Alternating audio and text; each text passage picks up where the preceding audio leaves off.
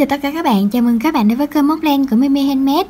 Thì ở clip trước á, mình đã hướng dẫn cho các bạn móc một cái bông hoa nhỏ như thế này rồi nè các bạn, và được các bạn hưởng ứng rất là nhiệt tình, và các bạn có comment ở phía dưới nói tăng size cái mẫu bông này như thế nào để mà các bạn có thể là trang trí lên cái áo khoác cardigan cũng như là cái túi xách á.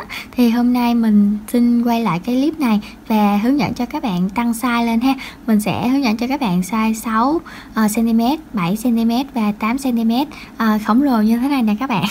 Các bạn có thể là so sánh là một trời một vực luôn nè. Cái này là cái size 3 cm, rồi size 3.5, rồi size 4 gì đó, mình đã có hướng dẫn ở cái clip trước rồi. Thì các bạn có thể là nhìn xuống phía dưới phần mô tả cũng như là cái phần bình luận á, mình sẽ để cái link hướng dẫn móc cái hoa nhỏ như thế này ở phía bên dưới ha. Còn cái clip này thì mình sẽ móc cái hoa to nha các bạn, và có rất là nhiều màu cho các bạn tham khảo nè. Mình hy vọng là các bạn sẽ yêu thích cái mẫu bông này, cũng như là móc thành công, ứng dụng được trong cái việc trang trí sản phẩm để giúp cho cái sản phẩm của các bạn trông nó xinh xắn hơn ha. Rồi bây giờ chúng ta sẽ cùng nhau bắt đầu móc cái bông này nha các bạn. Mẫu bông này thì mình móc lên biên cô tông á các bạn, có kích thước là 8 cm như thế này nè. Bông khá là to ha. Các bạn muốn giảm cái size bông này lại á, thì các bạn sẽ giảm cái size kim lại nha. Mình móc lên biên cô tông cái cỡ len của nó là khoảng 2 mm đó các bạn. Mình móc cái size này là cái size kim là 8 mm nè. Mình chập đôi cái sợi len lại ha. Còn nếu mà các bạn móc 7 cm á, các bạn sẽ dùng là 7 mm, cây kim 7 mm nè. Còn nếu mà các bạn muốn 6 mm á, muốn 6 cm á, các bạn sẽ sử dụng kim 6 mm nha. Thì chúng ta cứ chập đôi lại, chúng ta móc để cho nó cứng cáp và nó đẹp hơn nha các bạn. Về màu sắc thì các bạn cũng có thể là tự chọn ở cái loại mẫu bông này nè. Thì các bạn có thể là móc lên sợi tự do ha. Rồi các bạn cứ móc thử cho mình một bông đi. Rồi các bạn muốn tăng size hay giảm size gì đó thì các bạn sẽ giảm cái size kim lại, cũng như là tăng cái size kim nha. Ở đây là cái bông tiếp theo là mình sẽ phối màu trắng. Cái phần cánh và màu nhụy của mình sẽ là màu vàng nha các bạn. Ở đây thì mình sử dụng một cuộn thôi. Thì các bạn sẽ đưa tay vào trong này nè. Nó có một cái cọng len nằm ở phía bên trong á. Đây, cái cọng len này nè, nó nằm ở phía bên trong, và một cái cọng ở ngoài á các bạn. Thì các bạn sẽ lấy cho mình 2 cọng và các bạn sẽ chập đôi nó lại nha. Để mà chúng ta móc, chúng ta sẽ không có cần dùng 2 cái cuộn len á các bạn. Đó, móc trong guột ra một cọng và ở bên ngoài một cọng là chúng ta sẽ có được 2 cọng ha. Rồi bây giờ các bạn sẽ lấy kim móc ra, và các bạn cũng sẽ chuẩn bị cho mình cái cọng keo nến để mà chúng ta kết cái phần nhụy vào cái phần cánh hoa nha các bạn. Chuẩn bị thêm cho mình kéo cắt len và kim khâu len. Bây giờ các bạn sẽ lấy kim móc ra. Ở đây là mình sử dụng kim móc 8 mm cho cái size 8 cm nha các bạn. Chúng ta sẽ quấn một vòng tròn như thế này. Sau đó các bạn đưa kim móc vào vòng tròn này, kéo len qua, móc lên một mũi móc xích. Bây giờ chúng ta sẽ móc vào cái vòng tròn này 10 mũi móc đơn. 1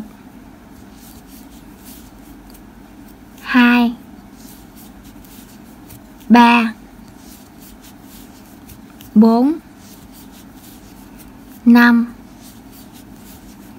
6 7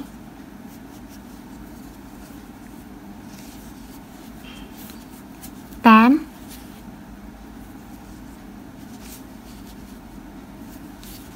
9 mũi cuối cùng này các bạn, 10. Sau đó các bạn sẽ kéo 2 cọng len này luôn nha, cho nó chặt lại. Rồi bây giờ các bạn sẽ trượt mũi cho mình vào cái chân móc đầu tiên này. Đây, chân móc đầu tiên này, kéo len qua, tạo một mũi trượt. Bây giờ chúng ta sẽ móc lên 3 mũi móc xích. Các bạn quấn len một vòng lên kim, đâm kim vào cái chân móc thứ hai này nè. Các bạn kéo len qua, kéo bằng độ cao của 3 mũi móc xích trước đó nè các bạn. Rồi các bạn sẽ kéo len qua 2 vòng. Rồi chúng ta sẽ làm thêm cho mình 6 lần như thế này nữa nha. Các bạn lại quấn len, đâm kim, kéo len qua 2 vòng. 2 là 4 đó các bạn. Nói chung là mình chập lại rồi cho nên là mình sẽ tính nó là 1 thôi ha. Rồi bây giờ các bạn ở trên đây có được 3 vòng len trên kim rồi nè. Chúng ta sẽ làm tổng cộng ở trên cái vòng len này là 8 vòng len trên kim nha các bạn. Vì vậy là các bạn sẽ quấn len nè, đâm kim, kéo len qua 2 vòng, quấn len, đâm kim, kéo len qua 2 vòng. Chúng ta được 5 vòng len trên kim rồi nè các bạn. Bây giờ chúng ta sẽ làm thêm 3 lần như thế nữa nha. Quấn len, đâm kim, kéo len 2 vòng. Rồi tiếp tục quấn len, đâm kim, kéo len qua 2 vòng. Chúng ta đã được 7 rồi nè các bạn. Khi mà kéo xong á, các bạn nhớ canh chỉnh cái chỗ này nè, cho nó đừng có bị dùng nha các bạn. Để một lát nữa khi mà chúng ta tạo cái cánh á, nó được đẹp hơn, chúng ta ốm lại nó đẹp hơn ha. Rồi làm lần cuối cùng nè, quấn len, đâm kim, kéo len qua 2 vòng. Rồi như vậy là chúng ta đã làm xong rồi đó các bạn. Bây giờ tất cả những cái vòng len trên kim này nè, các bạn sẽ kéo qua hết một lượt một luôn nha. Quấn len nè, kéo qua hết một lượt một luôn. Nó rất là ngọt các bạn, tại vì á mình móc cái kim nó to á, là cái mũi móc của mình nó cũng to và nó mềm mại hơn. Còn nếu mà mình làm size nhỏ xíu á, là nhiều khi nó khó kéo hơn cái này á. Rồi bây giờ các bạn lại chốt lại cho mình 3 mũi móc xích nè.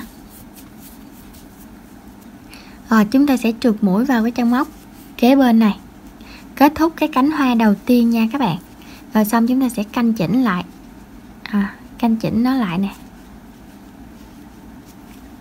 Đó, rất là uno rồi đó các bạn. Bây giờ chúng ta sẽ làm cánh thứ hai nha. Tương tự như cánh thứ nhất, các bạn móc lên cho mình 3 mũi móc xích, quấn len, đâm kim vào cái chân móc kế bên này nè. Đây, cái chân móc kế bên này, các bạn kéo len qua và làm cho mình kéo qua 2 vòng trước nè. Rồi làm cho mình 6 lần như vậy nữa ha. Đó, các bạn cứ quấn len một vòng lên kim, rồi cái đâm kim xuống, kéo len qua 2 vòng. Tới khi nào mà trên kim được 8 vòng len á, là chúng ta sẽ kéo qua một lượt luôn. Rất là đơn giản nha các bạn. Rồi chúng ta sẽ làm cái cánh này, rồi các bạn sẽ và mình sẽ cùng hoàn thành những cái cánh hoa còn lại tương tự như cánh đầu tiên và cánh thứ hai nha các bạn.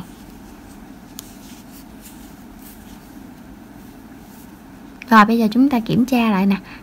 1, 2, 3, 4, 5, 6, 7, 8. Xong rồi các bạn sẽ kéo cái cọng len này qua bên đây luôn. Rồi bây giờ chốt lại 3 mũi móc xích. Rồi các bạn trượt mũi vào trong cái chân móc kế bên nè. Chân móc kế bên nha. Rồi bây giờ các bạn lại lên 3 mũi móc xích và làm cho mình một cánh hoa y hệt như thế này ha. Rồi các bạn sẽ còn hoa này là hoa 5 cánh mà, cho nên là chúng ta sẽ làm 3 cánh còn lại rồi chúng ta sẽ gặp lại nhau nha các bạn. Quấn len, đâm kim, kéo len qua 2 vòng. Rồi bây giờ các bạn lại làm tương tự như bên đây. Mình đã móc xong tới cuối cái cánh thứ 5 rồi nè các bạn. Các bạn cũng sẽ lên 3 mũi móc xích ha. Và chúng ta sẽ trượt mũi vào cái chân móc mũi dời này nè. Các bạn đâm kim, kéo len và trượt mũi nha. Rồi kéo cái này lại cho nó khít lại ha. Rồi các bạn móc lên cho mình một mũi móc xích đi, kéo ra một cái đoạn len và các bạn sẽ cắt len. Rồi kéo cái này lại nè các bạn, cho nó chặt lại nè. Còn ở dưới này á, các bạn cầm 2 cái cọng len này nè, kéo cho nó bít cái lỗ này luôn. Đó, bít vừa như thế này cũng được ha. Và bây giờ các bạn lấy 2 cái cọng này nè, rồi lấy cái kim mà nó nhỏ size các bạn sẽ luồn qua bên đây để chúng ta giấu cái phần len nè. Rồi bây giờ chúng ta luồn vô trong cái mớ mũi móc kép này ha. Các bạn kéo cái len này qua. Đó. Rồi bên đây Nếu mà còn dư á, các bạn sẽ luồn thẳng qua bên đây luôn nè, rồi luồn vô phía trong này luôn. Như vậy là cái mũi của chúng ta nó sẽ rất là chắc chắn. Rồi một lát nữa đây, còn bao nhiêu á cái mình sẽ cắt bỏ luôn ha. Rồi bên đây thì các bạn cũng sẽ giấu tương tự nè, các bạn đưa vô cái cánh này, rồi các bạn sẽ kéo 2 cọng len này vô.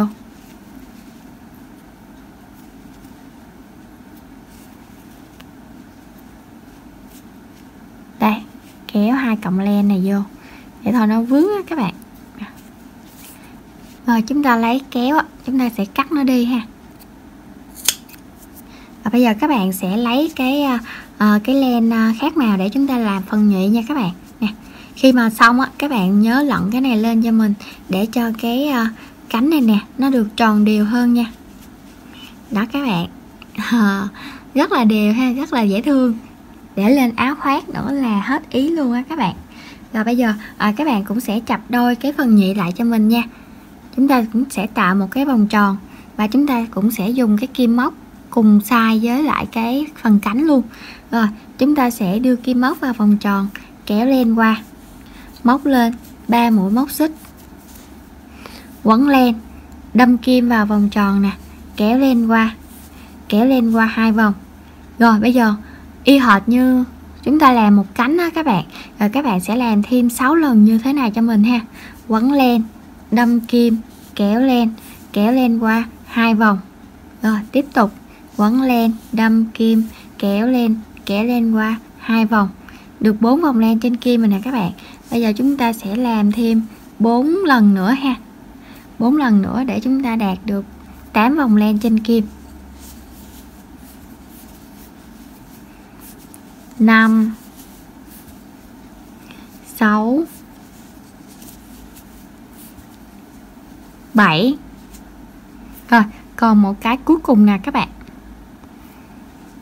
Quấn len, đâm kim, kéo len qua 2 vòng. Rồi chúng ta đã có được 1 2 3 4 5 6 7 8. Các bạn sẽ kéo qua hết một lượt một luôn.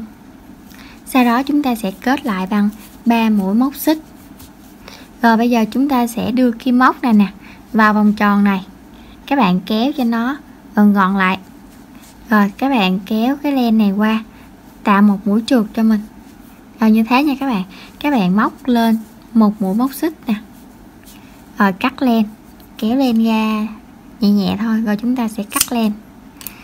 Sau đó các bạn sẽ cầm rút lại như thế này. Sau đó là chúng ta sẽ lộn lại.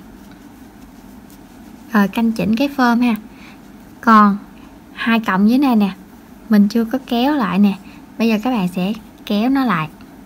Rồi đó các bạn, đưa những cái cọng này vô phía trong, coi như là mình nhồi bông á các bạn. Thấy cưng luôn. Rồi bây giờ chúng ta thử ướm vào cái phơm này ha. Nè, ướm vào cái phơm này. Đó các bạn, một lát nữa khi mà chúng ta dán lên đó, chúng ta sẽ canh chỉnh nó như thế này ha, là nó rất là đều đẹp nè. Rồi bây giờ chúng ta sẽ cùng nhau bắn keo cái chỗ này đi. Rồi các bạn lấy keo nến á, các bạn thoa xung quanh cái phần nhụy này. Rồi chúng ta sẽ ướm cái phần nhụy này vào. Rồi chúng ta sẽ canh chỉnh nó cho nó tròn đều đẹp á các bạn. Đó, các bạn sẽ canh chỉnh nó như thế nha. Đừng có ốm xong rồi cái bỏ nó luôn nha các bạn. Mình phải canh chỉnh nó cho nó đều để cái form của nó sẽ đẹp hơn. Và như thế là mình đã hướng dẫn cho các bạn móc thành công cái mẫu bông 5 cánh để mà chúng ta có thể trang trí lên cái áo khoác cardigan cũng như là trên chiếc túi xách cái cỡ size to khổng lồ nha các bạn. Ở đây có rất là nhiều màu nè để cho các bạn phối, màu đỏ kem phối màu vàng cũng như là màu xanh bơ phối màu tím.